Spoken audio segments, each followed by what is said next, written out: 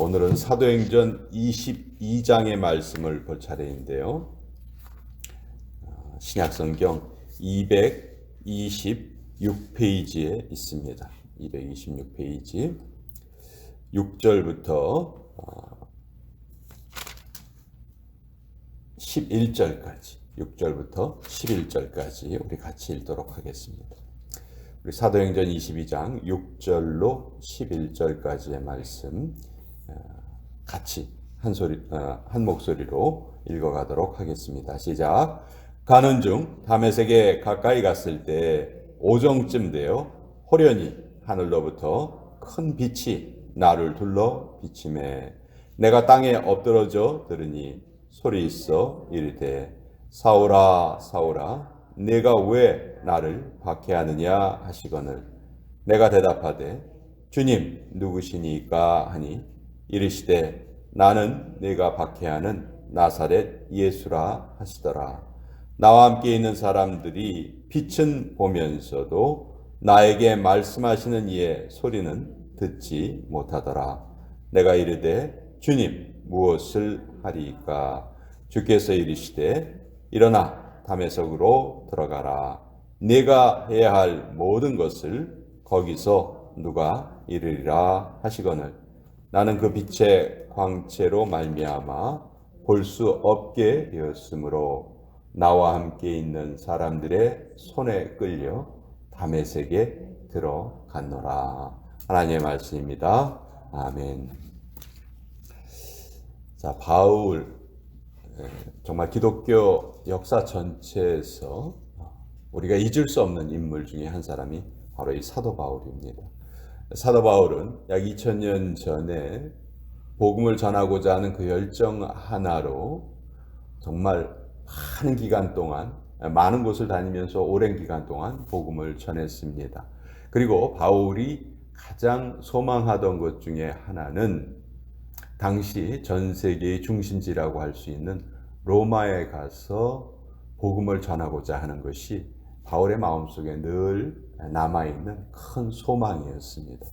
사도행전 19장서부터 마지막 장까지는 하나님께서 바울의 그 소망을 어떻게 이루어 가시는지를 우리에게 알려주고 있는데요.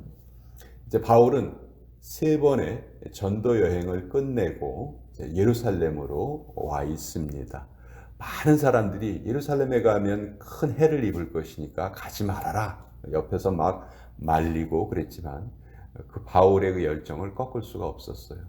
그 예루살렘에 들어왔는데 이제 바울을 해치고자 하는 사람들이 소동을 일으켜서 바울을 죽이려고 합니다. 근데 하나님께서 그 순간 극적으로 개입하셔서 로마 군대의 천부장이 바로 그 소동이 벌어지고 있는 그 자리에 나타나죠. 그래서 로마의 그 총독의 입장에서는 원래 이 이스라엘이 가장 통치하기 어려운 지역 중에 하나였어요. 유대인들은 하나님의 백성으로서 우리가 우리의 주권을 다른 민족에게 빼앗겠다 하는 것을 참을 수가 없었어요. 그래서 계속해서 끊임없이 혁명을 일으키고 반란을 일으키고 그렇기 때문에 로마는 또 그것을 더 강하게 진압을 하고 사람들이 조금만 모여 있으면 그것을 해산을 시키고 그런 게 계속 반복이 되어 왔어요. 그렇기 때문에 유대인들이 바울을 죽이려고 하는 그것도 사실 로마 군인의 입장에서는 아주 큰 혼란이 될 수 있는 상황이었기 때문에 재빨리 그것을 진압을 합니다. 그래서 바울을 이제 일단 그 군중으로부터 떼어내요. 그랬더니 이제 바울이 그 로마 군인들에게 부탁을 합니다. 내가 지금 이런 일을 당할 사람이 아닌데 나에게 말할 수 있는 기회를 좀 달라. 그렇게 해서 사도행전 22장이 시작이 돼요. 자, 22장 1절에 보면 부형들아 내가 지금 여러분 앞에서 변명하는 말을 들으라. 지금 바울이 자기의 상황을 왜 내가 지금 예수님의 복음을 전하면서 살아가고 있는지 그것을 말을 하려고 합니다. 근데 그 전에 이 많은 사람들이 바울이 히브리어를 할 수 있는지조차도 몰랐어요. 2절에 보면 그들이 그가 히브리 말로 말함을 듣고 더욱 조용한지라. 조금 전까지는 바울을 죽이려고 그렇게 소동을 벌였던 사람들이 바울이 히브리 말을 하니까 금방 조용해집니다. 자, 그러면서 이제 바울이 자기 이야기를 해요. 어떻게 보면 바울의 간증이에요. 근데 우리가 오늘 읽은 부분은 사실 사도행전 9장에 적혀 있죠. 사도행전 9장이 그 바울이 그 예수님을 만난 그 장면인데 교회 역사에서 정말 너무도 유명한 장면이고 전 세계 역사를 바꾼 그 장면이죠. 이 바울이 예수님을 만났던 이 장면은요, 성경에 무려 6번이나 기록되어 있어요. 사도행전에 3번 기록되어 있습니다. 9장에도 기록되어 있고 오늘 22장에 기록되어 있고 26장에 가면 바울이 또 로마 아그리파 황제 앞에서 또 똑같은 이야기를 해요. 또 바울의 서신서에도 3번이나 기록되어 있어요. 똑같은 사건이 6번이나 기록되어 있어요. 왜 그랬을까요? 그만큼 바울의 일생에 큰 사건이었고 중요한 사건이었고 바울로서는 도저히 잊을 수 없는 그런 사건이었습니다. 바울은 원래 유대교를 아주 열심히 믿던 사람이죠. 길리기아 다소 지방에서 태어났다. 3절에 보면 나는 유대인으로 길리기아 다소에서 태어났다. 길리기아 다소는 지금 터키에 있는 그 지역이에요. 유대인인데 사실 여러분 그 남유다가 망하고 70년 만에 이제 포로 귀환이 시작이 되죠. 근데 에스더서에서도 우리가 살펴봤지만 그 당시 예루살렘으로 돌아간 사람은요 아주 극소수에 불과해요. 그냥 많은 유대인들이 바벨론 지역에서도 살고 있었고 여러 다른 지역에 흩어져서 살고 있었어요. 그래서 이런 사람들 우리가 디아스포라 유대인이라고 부르잖아요. 여러 곳에 흩어져서 살고 있었어요.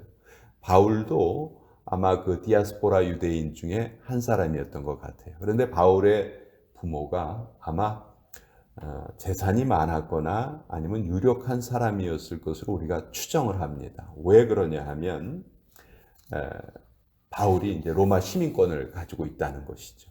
로마 시민권을 가질 수 있다는 그 권리는요 아무한테나 주어지는 것이 아니었어요. 로마 사람이라면 뭐 당연히 로마 시민권을 가질 수 있는 건 당연하지만 유대인이면서 로마 시민권을 가진다는 것은 아주 큰 공을 세웠거나 뭐 그런 경우에 로마 정부가 그 사람에게 주는 일종의 보상이었거든요. 답례였고 또 로마의 군인으로 한 20년 정도 복무를 하면 제대할 때 로마 시민권을 줬다고 해요. 그래서 이제 로마가 군인들의 그 숫자를 계속 채워간 거죠. 많은 특혜를 주면서 로마 시민권을 가지면은 아주 혜택이 많으니까 20년 이상 군 복무를 하면서 그것을 이렇게 줬다고 해요. 아마 바울의 부모는 재산이 많은 유력한 사람이었기 때문에 어떤 큰 공을 세웠을 것이고, 하여튼 그래서 정확하게 나와 있지는 않지만 바울은 로마의 시민권을 가지고 태어납니다. 그리고 어린 시절에 예루살렘으로 와요. 태어나기는 터키에서 태어났는데 어린 시절 아마 13살 정도로 추정을 합니다. 13살 정도 때 본격적인 율법 교육을 받을 수가 있거든요. 여러분 그 성인식, 유대인의 성인식 아시죠? 유대인의 성인식의 나이는 남자는 13살, 여자는 12살이에요. 그래서 그 예루살렘의 가말리알의 문화에 들어가서 율법을 배우면서 바리새인으로 성장하게 됩니다. 자, 이렇게 부모와 떨어져서 어떻게 보면 유학생이죠. 그렇죠? 한국에서 태어나서 공부하다가 미국에 와서 이렇게 공부를 계속하는 사람들이 있잖아요. 그것처럼 바울이 유학생으로 예루살렘에 왔어요. 그래서 당시 가장 유명한 랍비였던 가말리엘의 문화에 들어갑니다. 그러니까 오늘날로 말하면 하여튼 최고의 교육을 받은 사람이에요. 그래서 율법에 대해서는 누구보다도 열심히 있었고 지식이 있었고 뭐 구약 성경을 달달달달 외울 정도로 통달했던 사람이죠. 자, 이런 바울이 이제 자기가 믿는 그 율법에 위배되는 예수님을 전하는 사람들을 가만 놔두려고 하지 않습니다.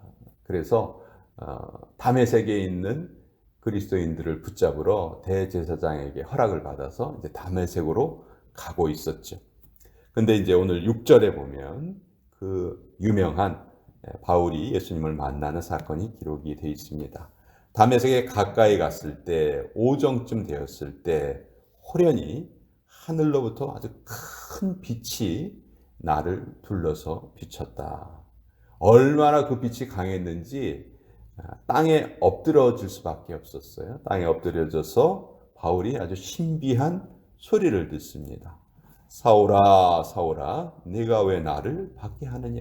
하늘로부터 이 소리를 듣고 깜짝 놀라서 주님, 누구십니까? 이렇게 말을 하니까 이제 결정적인 대답. 바울의 일생에서 잊을 수 없는 이 한마디.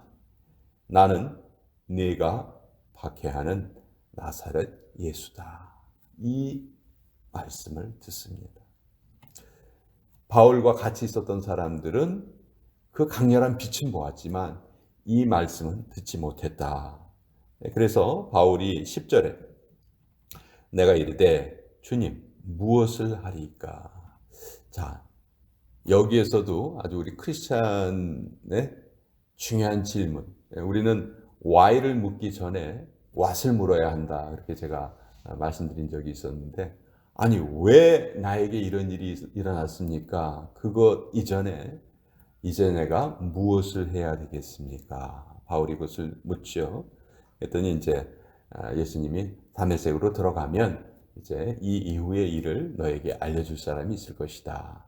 그래서 하나님께서는 아나니아라는 그 다메섹에 있는 제자를 예비하셨고 그 아나니아가 바울에게 안수하였을 때 바울의 눈이 3일 동안이나 보지 못하다가 다시 보게 됩니다. 이때 이 상황을 바울은 내 눈에서 비늘이 벗어졌다 이렇게 말하면서 자기의 인생이 이 순간 완전히 변화된 인생을 살게 된 것을 바울은 체험을 합니다. 이제 이것을 자기 동족 유대인들에게 알리면서 그러기 때문에 나는 예수님을 믿는 그 믿음의 사람이 되었고 그러기 때문에 예수님의 복음을 전하는 사람이 되었다. 이것을 지금 동족들에게 말하고 있는 거예요. 자, 이 말을 듣는 이스라엘 그 유대인들의 입장에서는 바울이 원래 그 유대교를 열심히 믿던 사람이라는 것 이제 많은 사람들이 알고 있거든요.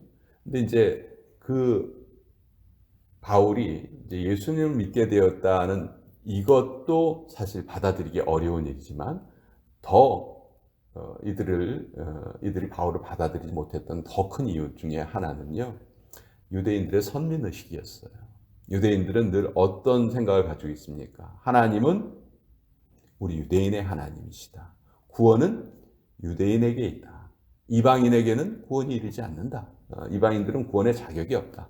이렇게 생각하던 아주 뿌리 깊은 그런 혈통주의에 빠져 있던 사람들이에요. 그런데 바울은 지금 이방인들을 향해서 계속 예수님의 복음을 전하면서 혈통과는 상관이 없이 누구든지 예수님을 믿으면 구원을 얻는다. 이것을 계속 전하고 있는 것이죠. 그러니까 유대인들은 바울이 전하는 그 복음이 자기들의 그 선민 사상을 완전히 무시하고 있다. 우리 유대인들을 같은 유대인으로서 우리 유대인을 완전히 깔아뭉개고 있다. 우리의 믿음을 산산조각 내고 있다. 이렇게 생각을 했던 것이죠. 그래서 바울의 하는 말을 받아들이지 못했던 거예요. 자, 이런 바울의 아주 진실한 자기 고백을 들으면서도 유대인들의 마음은 바뀌지 않습니다. 오히려 22절에 보시면요. 바울이 말하는 것을 들을 때 유대인들의 반응이 이렇게 기록되어 있어요. 이 말하는 것까지 그들이 듣다가 소리질러 이르되 이러한 자는 세상에서 없애버리자. 살려둘 자가 아니라. 예. 바울이 하는 말에 대해서 유대인들의 반응은 바로 요 한 구절에 너무도 잘 나타나 있어요. 죽여버리자. 이런 말을 우리가 들을 이유가 없다. 죽여버리자. 없애버리자. 이것이 유대인들이 바울에게 하는 반응이었어요. 자, 여러분 잘 생각을 해봅시다. 바울은 지금 자기 일생을 다 던져서 예수님의 복음을 전하고 있습니다. 어떻게 보면 예수님께서 이 땅에서 우리 인간에게 맡기신 사명 중에 가장 소중하고 또 하나님이 가장 기뻐하시는 일이죠. 하나님이 가장 기뻐하시는 일은 잃어버린 자가 예배자로 바뀌는 거예요. 그렇죠? 그래서 하나님들 잃어버린 자를 찾으시고 예배하는 자를 찾으시잖아요. 바울은 이것을 위해서 지금 자기의 일생을 드리고 있어요. 그러면 하나님이 바울의 일거수일투족에 대해서 얼마나 기뻐하셨을까요? 얼마나 바울을 귀하게 생각하셨을까요? 그런데 바울이 이 땅에서 당하는 그 환경은요, 정말 그 어떤 사람보다도 더 다른 사람들에 의해서 배척당하고 오히려 미움을 당하고, 그렇죠? 너무 극과 극 아니에요? 하늘나라에서는 하나님은 너무너무 기뻐하시고 이 땅에서는 다른 사람들에게도 너무너무 미움을 받고, 참 이런 모습을 볼 때 보통 사람 같으면요 얼마든지 이 상황에서 좌절하고 낙심하고, 하나님 저 정말 복음 좀 잘 전해보고 싶은데 좀 도와주시지는 못할 망정 그냥 건드리지나 마세요. 방해나 마세요. 제 목숨이라도 좀 보존하게 해주세요. 아마 많은 사람들이 이 대목에서 좌절하고 낙심하고 포기했을지 모를 것 같아요. 근데 바울은요, 이런 일을 당하면 당할수록 자꾸 무슨 모습이 생각나냐면 과거의 자기의 모습이 생각나는 거예요. 자기가 어땠던 사람이에요. 과거의 자기라면 이때 아마 이런 말을 들었을 경우에 저놈을 죽여버리자라고 가장 먼저 앞장섰을 사람이죠. 실제로 스데반이 죽을 때 바울이 가장 먼저 앞장섰잖아요. 그러니까 바울은 이런 일을 당하면서도 과거에 자기의 잘못된 모습이 생각났을 것이고 그 모습에서 자기의 인생을 완전히 바꿔주신 그 하나님의 은혜가 더욱더 깊이 바울에게 다가왔던 것이죠. 그래서 바울은 이런 상황에서도 결코 낙심하지 않습니다. 그리고 하나님께서는 하나님이 하실 수 있는 최대한의 또 일을 하시는데요. 유대인들이 이렇게 소란을 피우니까 천부장이 바울을 보호합니다. 또 천부장이 이제 바울이 워낙 천부장의 눈으로 보기에는 이 바울이 이 사람 이거 완전 말썽쟁이네 이거. 이 사람 한 사람 때문에 이 소동이 벌어지네. 야 이거 빨리 우리 영내로 데려가서 목숨은 살려주되 채찍으로 때려라. 좀 고문을 해라. 이렇게 말을 해요. 그제서야 바울이 뭐라고 얘기하냐면 25절에 가죽줄로 바울을 매니 바울이 곁에 서 있는 백부장들어 이르되 너희가 로마 시민된 자를 죄도 정하지 아니하고 채찍질할 수 있느냐. 자기가 로마 시민권자라는 것을 이 순간 밝힙니다. 사실 이 이전에 밝혔다면요 얼마든지 로마 군인들의 보호를 받으면서 아무 어려움 없이 다닐 수 있었을 거예요. 근데 바울은 자기의 로마 시민권을 결코 그런 경우에 쓰지 않습니다. 아주 정말 그 위기의 순간에만 그것을 사용을 하는데 천부장이 이 말을 듣고 깜짝 놀랍니다. 27절에 보면 천부장이 와서 바울에게 말하되 네가 로마 시민이냐 내게 말하라. 이르되 그러하다. 너 로마 시민이냐? 유대인인데 로마 시민권자라고? 28절에 천부장이 대답하되 나는 돈을 많이 들여 이 시민권을 얻었노라. 바울이 이르되 나는 나면서부터라. 차이가 나죠?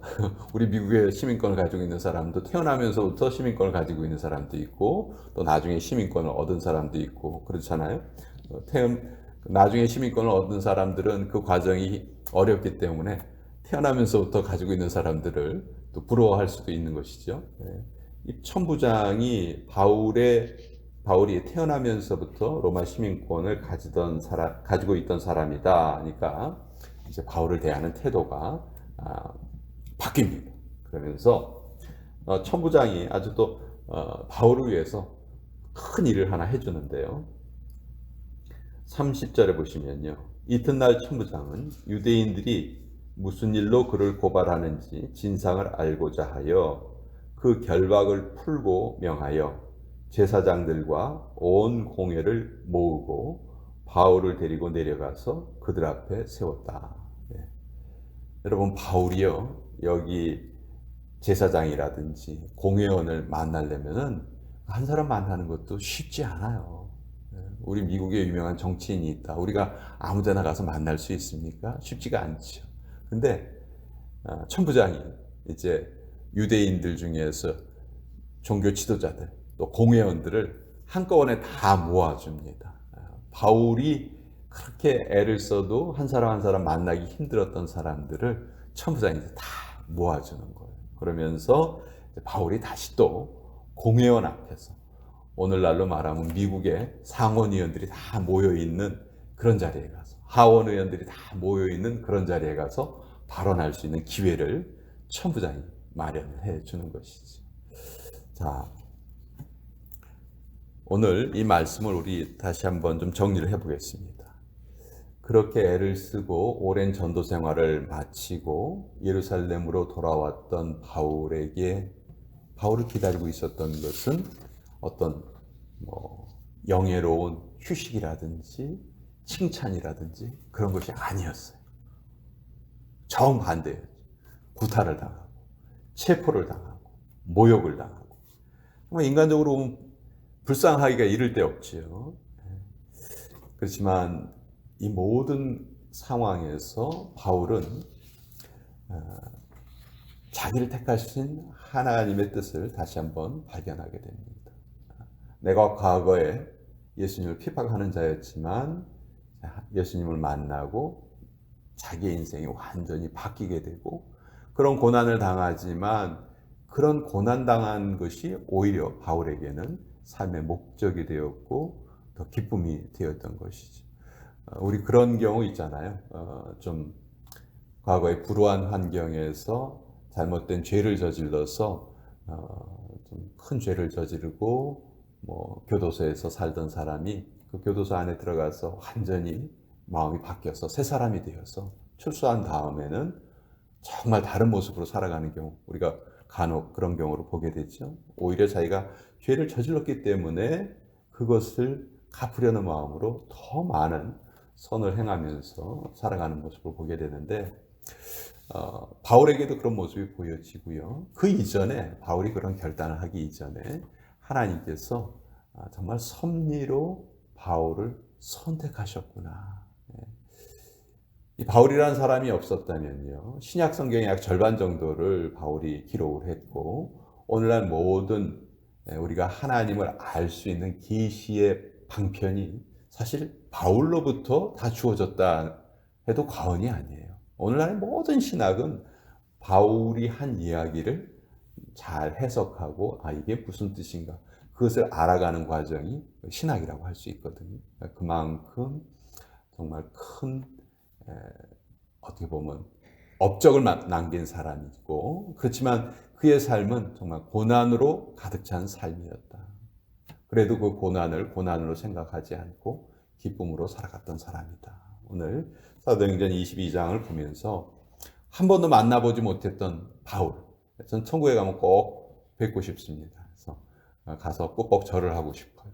땡큐 하고 절을 하고 싶은데 정말 이 바울의 삶을 보면서 오늘날 우리의 삶과 비교를 해보면 우리는 정말 화 나야 될 일에 화를 내는 것이 아니고 화를 내지 않고 넘어가야 될 일에 화를 내면서 살아가는 것이 아닙니다. 우리가 정말 집중해서 살아가야 될 일이 무엇인가?